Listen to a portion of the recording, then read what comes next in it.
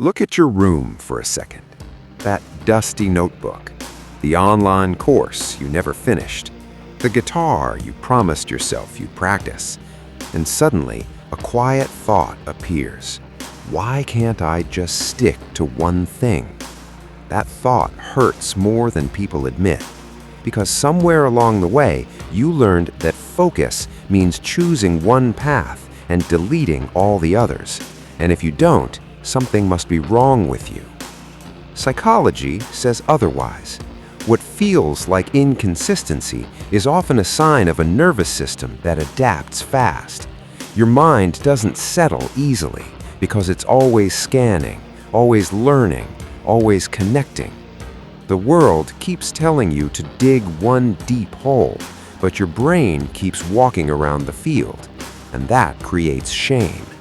You watch others move straight ahead, same career, same title, same ladder, while you keep turning sideways. But here's the truth most people miss. The world they trained for doesn't exist anymore. We don't live in a stable system where one skill lasts a lifetime. Rules change, industries shift, tools disappear. In this kind of world, extreme specialization becomes fragile. So your mind does something intelligent. It explores. One year, you're curious about design.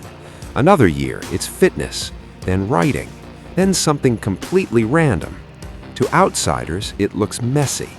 Inside your brain, something else is happening. You're learning how systems work.